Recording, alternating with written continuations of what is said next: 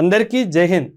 మనము మన border issues కానీ జియో పాలిటిక్స్ గురించి మాట్లాడినప్పుడు ప్రతిసారి మనము పాకిస్తాన్ గురించి మాట్లాడతాము. కానీ మనకి నిజమైన శత్రువు ఎవరైనా ఉన్నారు అంటే అది చైనాయే. ఈ విషయాన్ని మనం ఖచ్చితంగా గుర్తించాలి. ఎందుకు గుర్తించాలి అంటే బికాజ్ మనకి చైనాకి కొన్ని బౌండరీ ఇష్యూస్ ఉన్నాయి. జమ్మూ అండ్ కాశ్మీర్లో అక్సై చిన్ నాది అని చెప్పి 1962 వార్లో అక్రమంగా స్వాధీనం చేసుకున్నాడు. అప్పటి నుంచి ఆ అక్సై చిన్ వాళ్ళ దగ్గరే ఉంది. నార్త్ ఈస్ట్కి వెళ్ళిపోతే అరుణాచల్ ప్రదేశ్ మొత్తం అంతా నాదే అని చెప్పేసి పదే చెప్తా ఉంటాడు చైనా.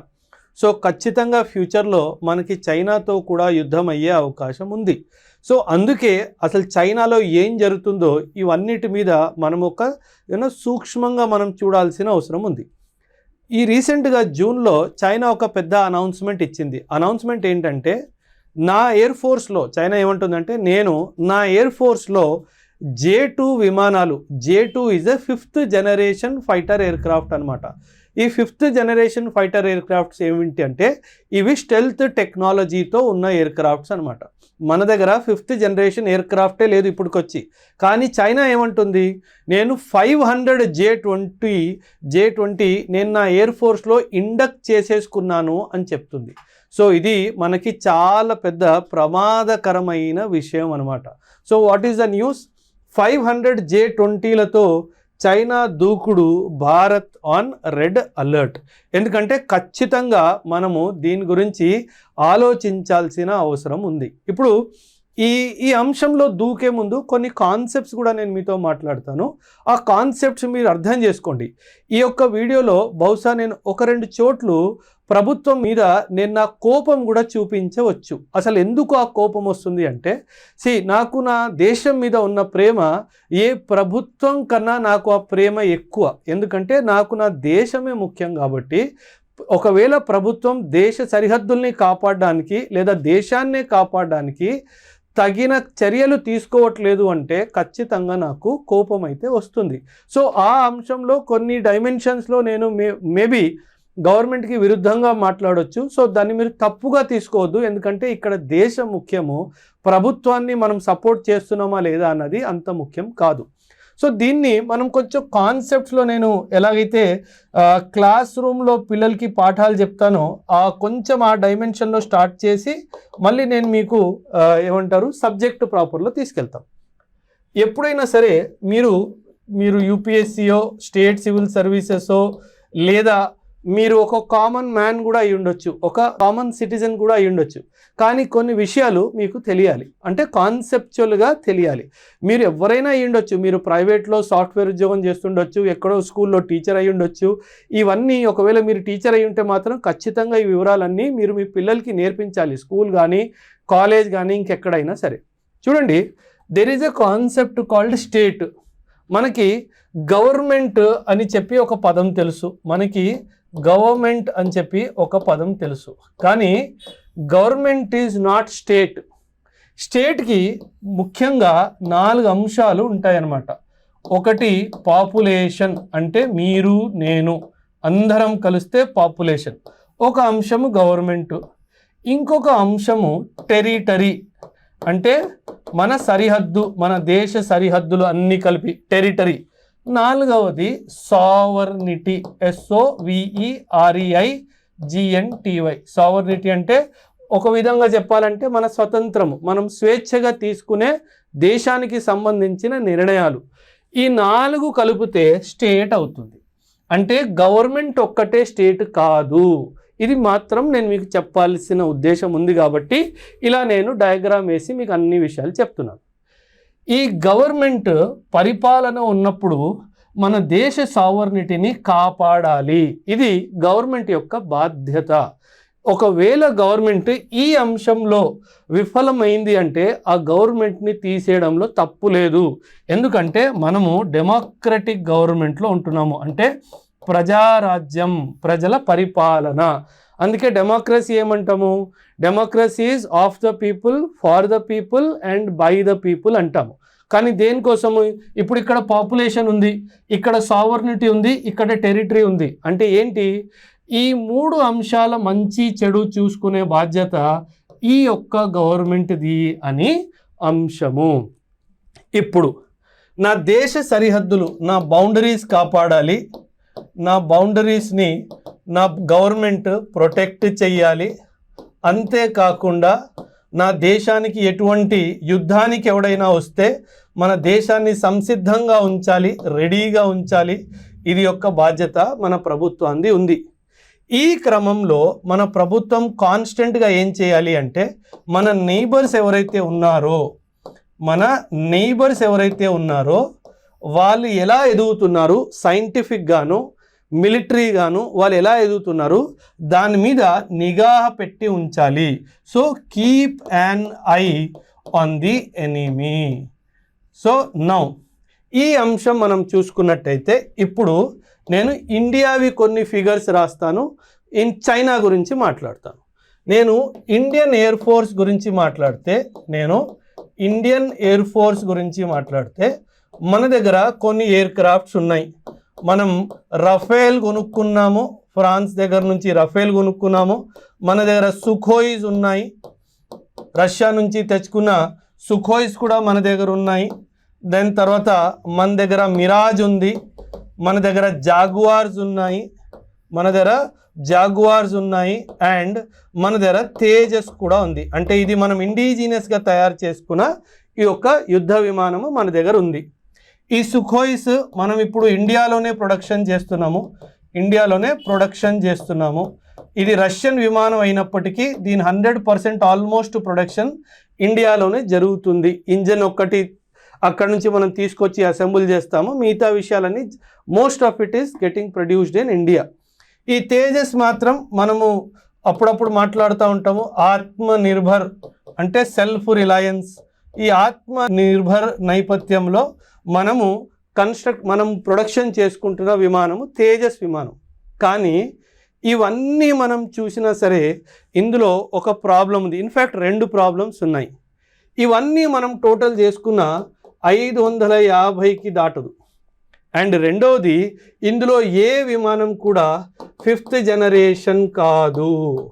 ఇది మనకి చాలా పెద్ద బోర్డు మీద రాసుకున్న మన దేశ ఎయిర్ ఫోర్స్కున్న అతిపెద్ద ప్రమాదం ఇప్పుడు ఈ బోర్డు మీద ఉంది. అంటే ఒకవైపు సంఖ్యలో తక్కువ ఉన్నాము, ఇంకోవైపు టెక్నాలజీలో కూడా చాలా వెనకబడిపోయి ఉన్నాము. మీరు అనొచ్చు, సార్ యాంకా డెవలప్ చేస్తున్నాం కదా అని చెప్పేసి.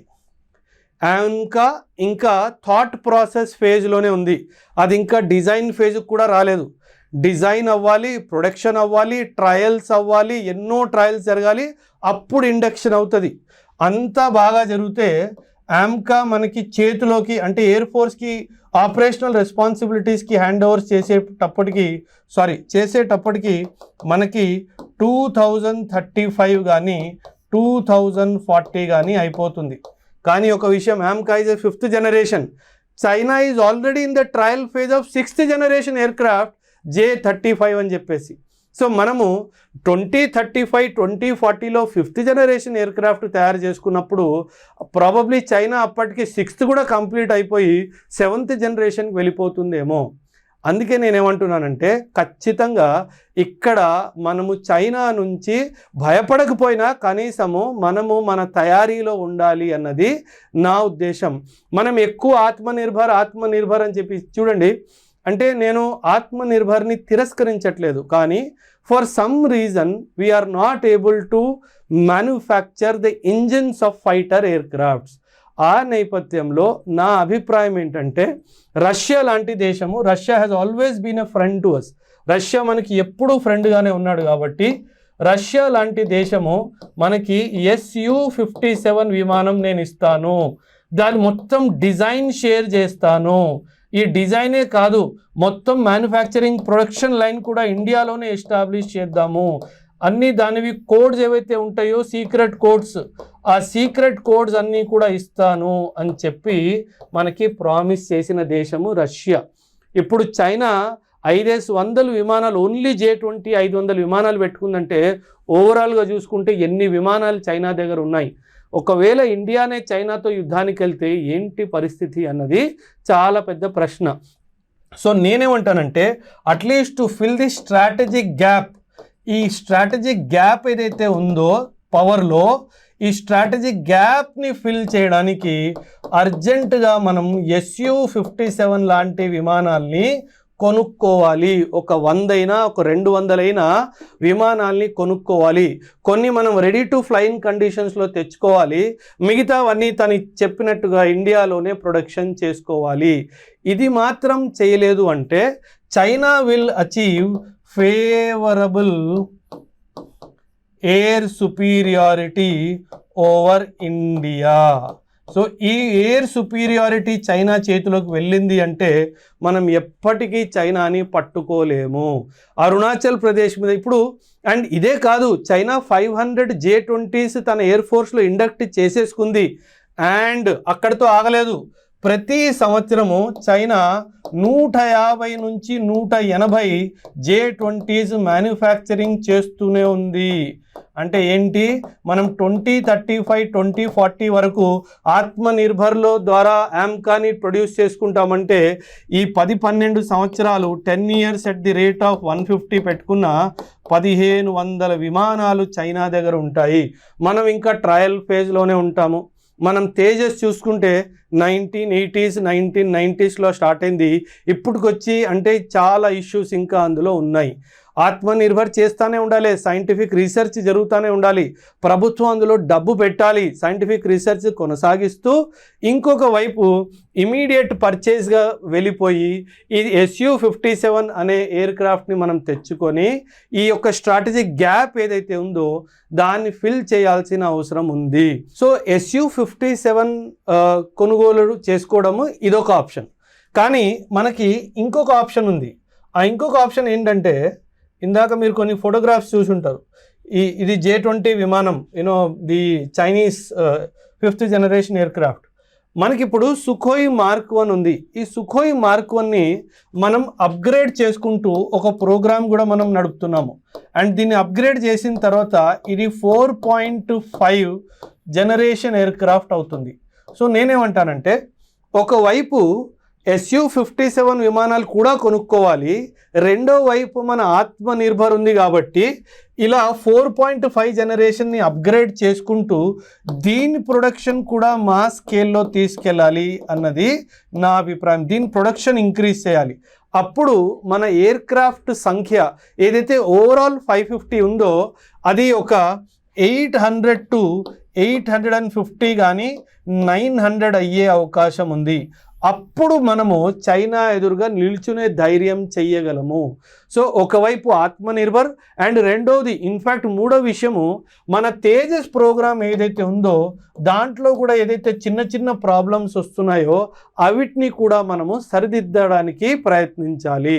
సో ఒకవైపు తేజస్ ప్రొడక్షన్ కంప్లీట్లీ ఇండిజినియస్, ఇక్కడ Su mark 1 4.5 generation super Sukhoi అంటారు దీన్ని. ఈ సూపర్ సుఖోయ్ అప్గ్రేడేషన్ కూడా మనం చేస్తూ ఉండాలి. ఇక్కడ కొంచెం మాస్ ప్రొడక్షన్ చేయాలి. అండ్ Su-57 లాంటి విమానాల్ని ఒక భారీ సంఖ్యలో 100, 150, 200 ఇలా మనము రష్యా నుంచి కూడా కొనుక్కోవాలి. ఒకవేళ మన ప్రభుత్వం దగ్గర ప్రస్తుతానికి డబ్బు లేదు అంటే ఐఎమ్ వెరీ షూర్ రష్యా వాడు ఖచ్చితంగా ఒప్పుకుంటాడు, ఏం ప్రాబ్లం లేదు, నువ్వు డబ్బులు తర్వాత ఇవ్వు, ఇప్పుడు ఎయిర్ క్రాఫ్ట్ తీసుకో అని చెప్పి కూడా చెప్తాడు అన్నది నా అభిప్రాయం.